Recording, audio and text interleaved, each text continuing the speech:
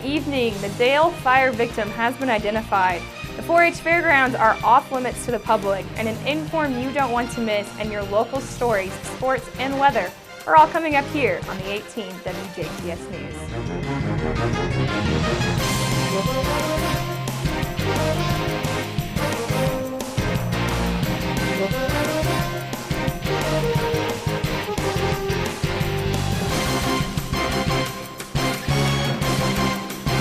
This is the 18 WJTS News. I'm Charlotte Olson. Spencer County authorities have released the name of a man who died early Saturday morning in a fire at a home on the east side of Dale. Spencer County Coroner Robert Fuller says that 21-year-old Dylan Somners, who had been living at the Stones Motel in Dale, died of apraxia due to smoke inhalation. Carter Township Fire Chief Dan Rinke says that a neighbor reported the fire located at 25 South Sunset Drive at around 2:30 a.m. They say that the single-story brick home owned by Diana Pope of Clarksville was engulfed in flames when units arrived. Carter Fire District immediately called for the Jackson Township Volunteer Fire Department based in Gentryville to assist the Dale-based department. The fire is believed to have been started by a discarded cigarette that ignited a mattress on the living room floor. Fuller says that Somners had been a visitor at the home where a party had taken place. Somners was found in the laundry room. The death was ruled accidental. Fuller says that the Indiana State Fire Marshal's office is investigating the fire, and Carter Fire District responded with 2 trucks and 8 firefighters. Jackson Township assisted with 1 truck and 3 firefighters. The Spencer County Sheriff's Department and Spencer County Emergency Medical Services also assisted at the scene. Tell City Police are continuing to investigate a nighttime burglary that took place on Main Street in Tell City late last week, in which a woman was threatened at knife point. They say that she was able to escape while the man searched for cash. Tell City Police described the male suspect as around 5 foot 8 inches tall, and they say that he was wearing a thick blue winter jacket. He allegedly entered a building on a main street early Thursday, pushing open a back door, and then discovered the woman sleeping in her bed. So far, no reports of any arrests that have been made. District 7 Indiana conservation officers aiding K-9 Derby to ranks District 7 conservation officers. With that, the Indiana Department of Natural Resources have acquired a new K-9 unit. This K-9 Derby was reported from Posey County pound puppies after being brought to the facility as a stray and never being claimed. At the time, Derby was about 6 months old, and Derby is a black lab retriever, which is a common breed of dogs used by sportsmen for both their versatility and their drive. The demeanor of the dog, its mannerisms, and the willingness to work convinced his handler and himself that Derby would be a good fit for the team. The Indiana Conservation Officer K-9 Resource Protection Program focuses on 3 primary disciplines. Those areas include wildlife and ginseng detection, area searches, and man tracking. Starting the end of January, K-9 Derby will start formal training, which in total lasts approximately 9 weeks. Once the initial training is complete, K-9 Derby will patrol with Officer Tim Kaiser, who is assigned to Spencer County. Officer Kaiser says that the addition of the Derby to the District 7 is going to be a wonderful resource to District 7's community from both a law enforcement and public safety aspect.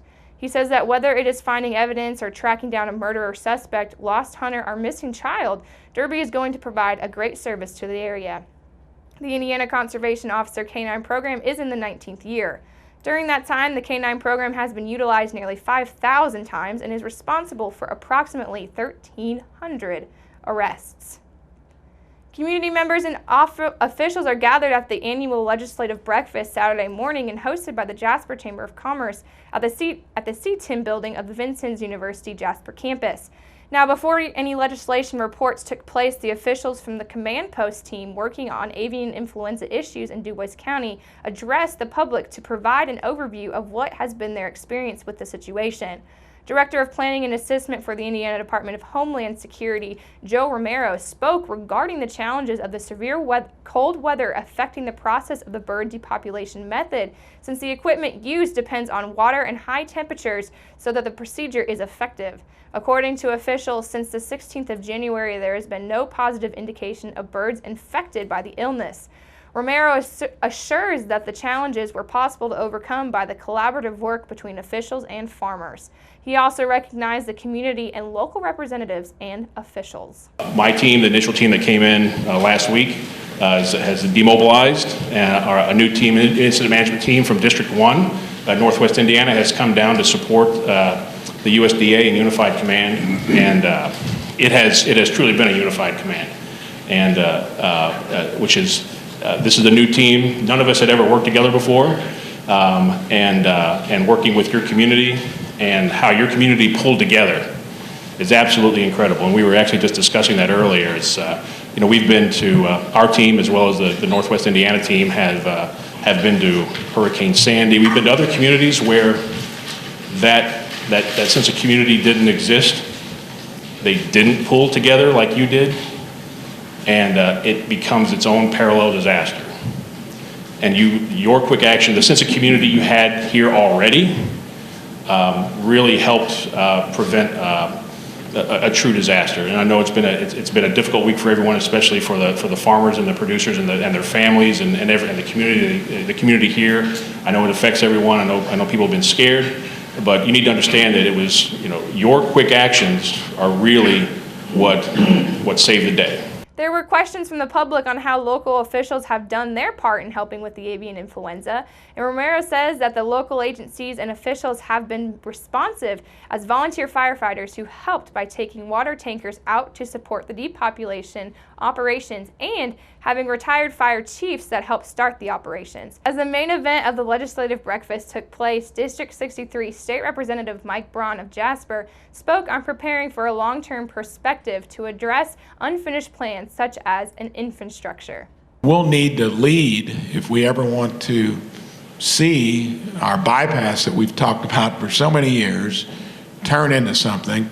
Don't wait for the state to do it for us.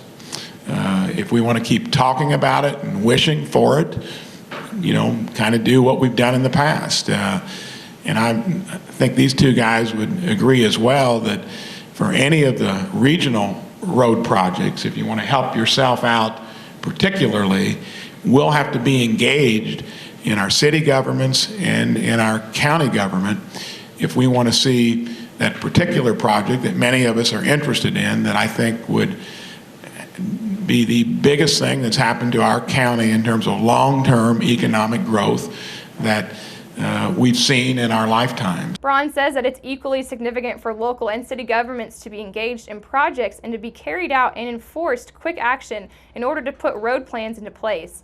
In his closing remarks, District 74 State Representative Lloyd Arnold of Leavenworth elaborates on the importance of public input and expressing concerns that occur in the rural areas of Indiana. These are the type of things that all three of us deal with daily, because you will see legislation up there you feel like the majority of Hoosiers, especially in your own district, there's no way they would support. It's either really bad legislation or doesn't even make sense, and why some of these people come up with some of the legislation they have, especially like dissolving our districts, is because they don't understand what's going on in the rest of the state. So when we have feedback from you guys and our other constituents, that everybody that we serve, it makes our job a lot easier to know, hey, this is where the majority of people are. So like when we do our surveys, those type of things, it really helps us out. So again, thank you for coming. State Senator Mark Messmer of Jasper, as well as Braun and Arnold, answered questions from the public and reminded the community that the next forum will be held on February the 20th to continue their updates about current legislative issues. Officials say that the DuBois County 4-H fairgrounds are off limits indefinitely in a move that stems from the recent discovery of avian influenza in DuBois County. Local, state, and federal officials are continuing to work in order to resolve the situation. The DuBois County Emergency Response Team has enacted the fairgrounds as a staging area. Unless otherwise noted, access to the fairgrounds is restricted to the general public. That includes all 4-H members and volunteers. All 4-H meetings and events scheduled for the property need to be moved to another location or rescheduled for another time. Adult leaders and volunteers should notify Jennifer Morash at 4-H Youth Development Leader with DuBois County's Purdue Extension if they decide to change or cancel a meeting. The Purdue Extension office will relay information about changes to interested parties who call the office.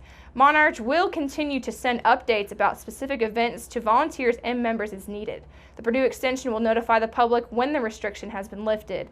Anyone in need of or access to materials up from the fairgrounds should call the Purdue Extension office in Jasper at 812-482-1782.